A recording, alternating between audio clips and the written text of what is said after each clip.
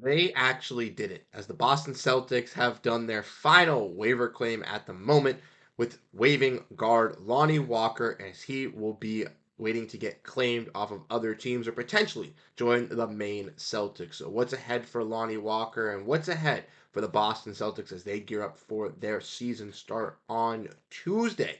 We're going to be diving into all of that and more on this episode of Celtics Digest. I'm Bruce Velez. You guys have been absolutely fantastic showing your love and support for Godfrey, and I were really, really appreciative. Make sure to stay tuned on Tuesday when we go live versus the New York Knicks for the season opener. If you guys want to stay tuned to chat about the Celtics, make sure to tune into that. Without further ado, let's dive into the video at hand. Make sure to grab a snack.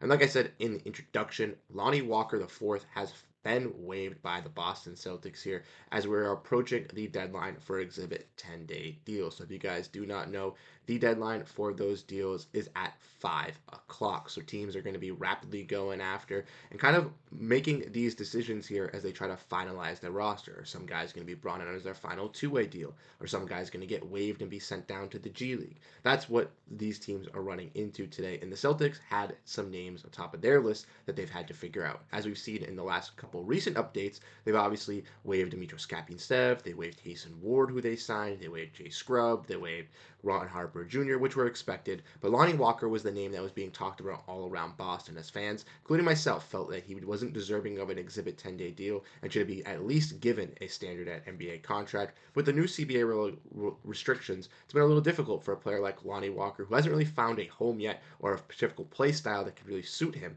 to kind of realistically find that home in the NBA. So Lonnie Walker was hoping for a chance at the Boston Celtics, and unfortunately, it did not come to fruition. Is what I want to see from Bobby Marks. He was the first one to get on the news. He said that Boston is waiving guard Lonnie Walker IV. Sources confirm to ESPN, and Shams Charania was on it right after that. And a lot of Celtics fans, obviously, were disappointed because they saw Lonnie Walker come in at the preseason and they saw him dominate. They saw him look like one of these better players, and they thought, hey, he can fit into a rotation. He could be a guy coming off the bench. Why aren't we keeping him? Why aren't we going after him? And ultimately, I think the repercussions of signing Lonnie Walker to being this 15th man on the roster is ultimately what led him to not getting signed. One, if the Celtics were to bring him on, it would cost a lot of money in tax. As we all know, the Celtics are a second apron team at the moment, and any penny that they spend is multiplied by a tax repeater. So we want to look at this from Keith Smith.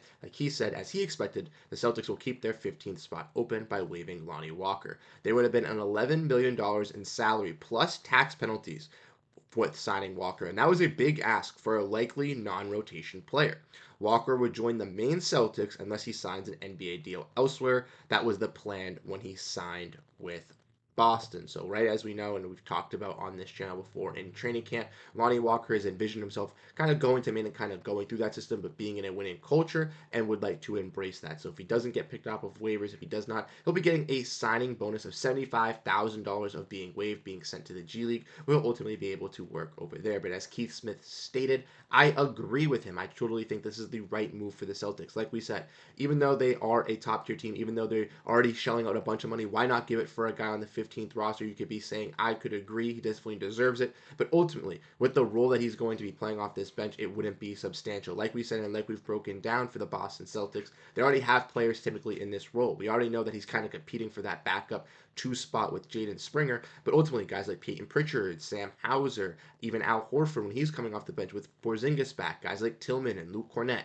have emerged themselves as a bigger role players for this team and bigger needs for this team in respective holes. And even a player like Jordan Walsh, who had fans ready to write him off after the summer league, got fans right back and buy into his stock from the preseason. And even he looks like he might have inserted himself in the rotation ahead of Lonnie Walker. So when you're realistically looking at it, if he was brought on as this 15th roster spot, ultimately at best he might be an 11th, 12th man. And to be paying $11 million for a player like that, personally in my eyes, isn't worth it. And then fans are going to ask, well, what if you pick someone up later on in the season? How would that affect the team? Isn't we still going to be paying money in tax? Yes, but since it is during the season, courtesy of Keith Smith, that did not have this, but I just thought of mentioning it right now, with the pro-rated contract already being gifted for them being a pro playing for the season. If the Celtics were to get somebody signed to a deal as their 15th roster spot, it would be less taxing and it would be they would still be saving money than signing Lonnie Walker at the beginning of the season. So for the Celtics, it's a little bit of saving money here and trying to wait on that. Now again, like we said, this could mean not the end for Lonnie Walker in Boston as we get into the next part here, which is kind of discussing what this means for him and what it means for the Celtics. So, like I said, he is going to be waived by the Celtics, which ultimately gives teams around the league 48 hours to claim him off of waivers. Now, for Lonnie Walker here, it is a little bit difficult for him because, like we said, with the new CBA, with the new tax restrictions, it's a little bit difficult for teams to free up roster spots or even create those holes unless someone retires or unless they buy a player out. And some of these teams that are a little bit bad or some of these teams that have some of these wanky contracts don't want to buy out said players because they're making too much money already.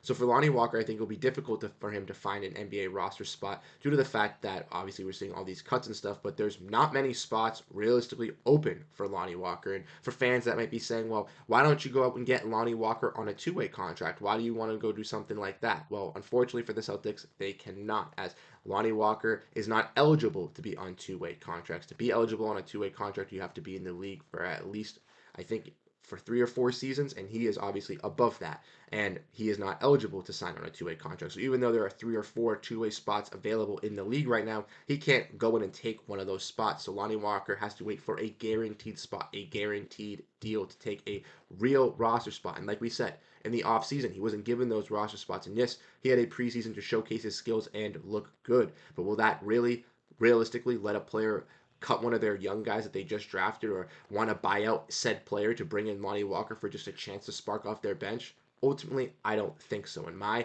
kind of prediction for Lonnie Walker here, kind of going into the next part here, is that I ultimately think he's going to end up in Maine and be a part of this Celtics G League team. And that's unfortunate for a player in Lonnie Walker because, like I said, he is an NBA caliber player. I know you guys have been screaming in the comments. I've seen it all over Celtics social media.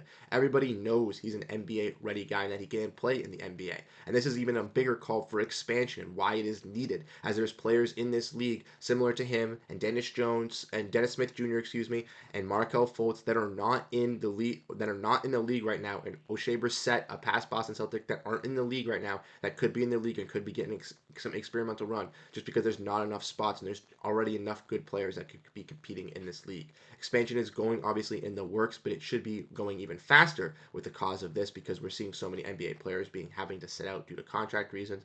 And ultimately for a guy in Lonnie Walker, I think this is good if he stays with the Boston Celtics because, ladies and gentlemen, even though we know that the Celtics team is top tier, even though we think they're going to be perfect, things could go wrong. And if an injury slips up or if an injury is to happen, if Lonnie Walker is on that main Celtics team, he can earn himself a contract spot. Or if the Celtics find out a player isn't working out in a role or if they want to move off some money elsewhere going into the season, the Celtics can ultimately then do that and salary dump a player to bring up Lonnie Walker if they see his emergence in the G League or they feel that he could be a necessary addition to help out their regular roster in Boston.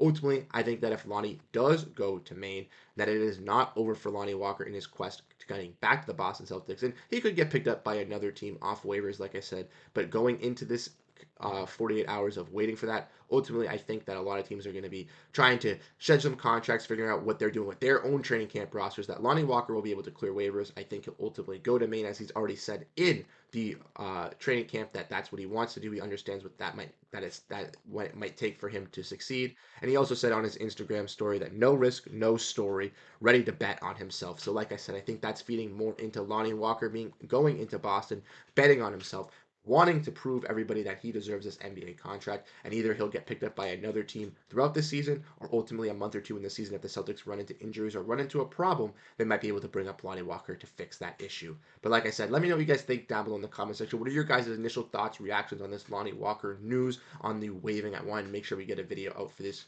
on this topic for you guys, because I know it is a big topic around the Celtics media sphere. But like I said, if you want to stay up to date on everything with the Celtics team, on tidbits like this, Lonnie Walker's waiving, and other news around this Boston Celtics team as we gear up for the season where they look to win banner 19 now and be back-to-back champions, hit the like button and hit the subscribe button. Like I said, we're going to have videos coming out all throughout the season, updating you guys, live streams, doing watch-alongs. So make sure, if you like that stuff, hit the like and subscribe button to stay up to date. Once again, I'm Bruce Veliz. You guys have been absolutely fantastic.